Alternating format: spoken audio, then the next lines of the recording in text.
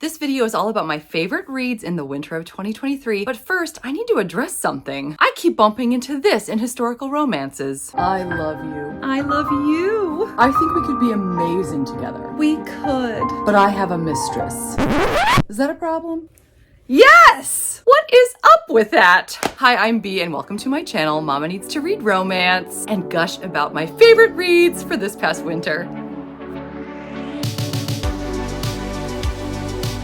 Since winter is officially over in my hemisphere, I thought it was the perfect time to reflect on the books that I loved the most in December of 22 and January and February of 2023. I'm briefly going to give you my top 10. If you want the long-winded reviews of each of these, I'm going to have my monthly wrap-up videos linked in the description box below or to the side or wherever you find description boxes near you. These 10 are in no particular order. They're just the top 10 that when I look back, I had the most fun and still think about them most often. The first two I'm going to talk about were released in 2023. Midnight Duet, which was released January 10th, and The Wolf and the Wildflower, which was released February 27th. Midnight Duet. It's a modern-day, gender-flipped Phantom of the Opera. Erica Green, superstar in Broadway, flees to Nevada after being injured on stage. Her face is scarred, but so is her heart. She's trying to save her family's decrepit theater, and the only way to do that is to allow a German metal band to come and rent out the space. Christoph is the head of said metal band. The two of them are both very driven, very passionate people, and that translates into the way they feel about one another. The tension in this book built and built and built just when I thought it was going to be mainly physical, because both of them have walls that are built quite high. The author blindsides you with some emotional depth that is fantastic and makes the love scenes that finally come that much more worth it. I had a great time watching two of them make beautiful music together. The Wolf and the Wildflower by Stacey Reed was released February 27th. It's got a lot of buzz and there's a good reason for it. It's a secret identity. Jules, who everyone thinks is a man, is actually a woman, but she has not fooled our hero. Oh no. He has been lost in the Canadian wilderness for 10 years, relying primarily on his senses. So he's not fooled at all from the moment she falls into his arms, literally, and he smells her neck and discovers, oh, she's a woman and he's attracted to her. And the feeling's mutual. I loved watching these two get over their feelings of isolation. I loved the chemistry. Anytime they're together, the scenes just jump right off the page. The ending was something I never saw coming, but left me cheering. It was so inventive, so different. I'm looking forward to reading more Stacey Reed soon.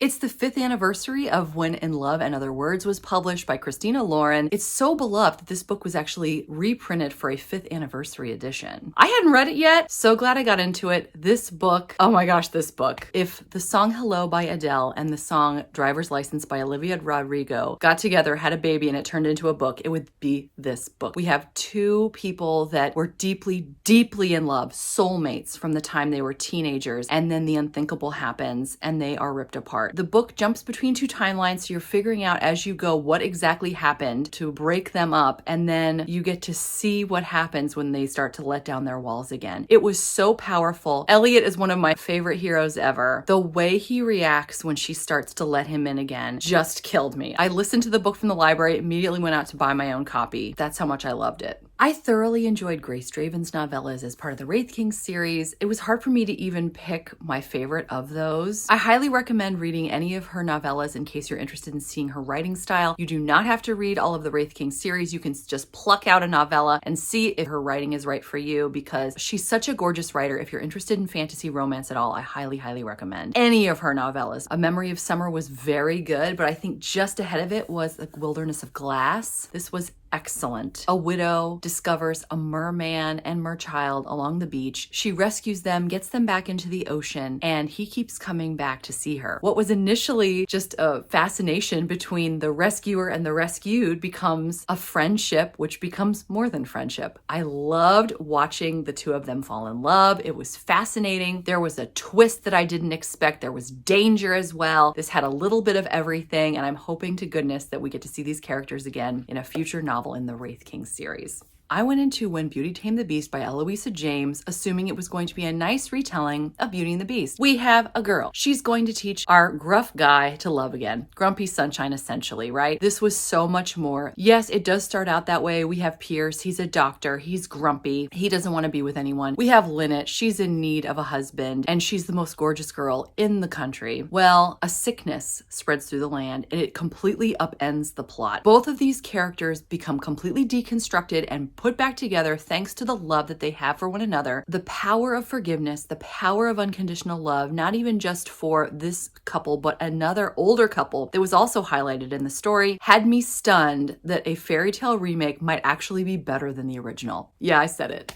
A Court of Wings and Ruin, Book 3 in the A Court of Thorns and Roses series. This is my personal favorite. Fairy courts are taking sides and fighting to the death to decide what's going to happen to the humans in this epic tale. The battles in this are epic. I loved seeing different courts come to the aid. There were surprises that really had me gasping. I loved seeing new sides of characters that we had already come to know and love from the first 2 books. The love scenes were spicy and emotional, which if you know me, you know that's my favorite. I was getting Lord of the Rings vibes throughout the second half of this book. I can't wait to read the final novel. Make it sweet. Oh, KRISTEN CALLIHAN did. I loved this book so much. It was my first 6-star that I ever gave. A hunky ex-hockey player and an actress who just found out she's been cut from the most popular show in the world have secluded themselves in a sprawling estate in Southern California. He's now a baker, by the way, folks. So there's so much yummy food in this, I couldn't even stand it. And he shows his love for her in part through food and in part other ways, which were also delicious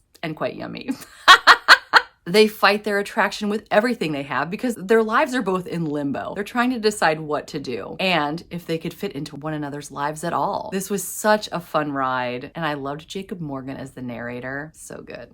This Christmas novella, In the Bleak Midwinter, written by Mary Jo Putney, which you could find in The Last Chance Christmas Ball. I read it in December. I thoroughly enjoyed it. We have a gentleman, he's back from the war. He is scarred and believes that he is no longer deserving of love. His childhood sweetheart is out to prove him wrong. I cried multiple times, even in my Vlogmas video. Every single character in the story was just the sweetest thing. It was such a lovely story, especially in the Christmas season, but really any time of year. I became a Mary Jo Putney super fan after reading this one short story. I fell in love with another narrator this year, Christian Fox, when I was listening to The Deal by Elle Kennedy. This was a college romance. He's a hockey player. Garrett turned me off initially, though. I didn't think I was going to like him, but he absolutely came around. He was incredible. This was emotional. It was spicy again, my favorite. Hannah is overcoming some trauma, which, by the way, I'll talk about all the trigger warnings in my description box if you would like to see. She's wary of being with men. Garrett is out to show her that she can enjoy that side of life again. Initially, they're study buddies, and they're sort of enemies to lovers, really. They become friends first. I just so enjoyed watching them fall for each other, and especially watching him take care of her. But then she takes care of him too. And it was a lot of fun, but also very deep. I couldn't let you go without doing an alien romance, right?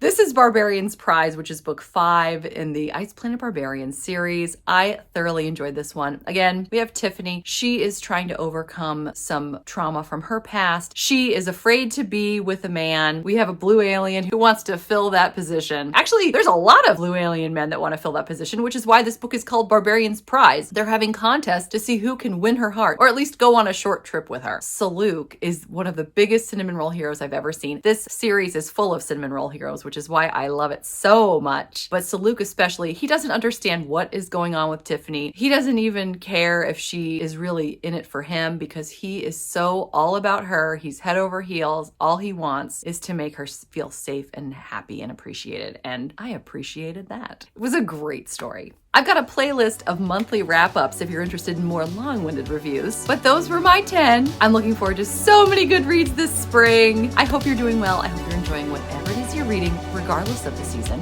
Until next time, thanks so much. Take care. Bye.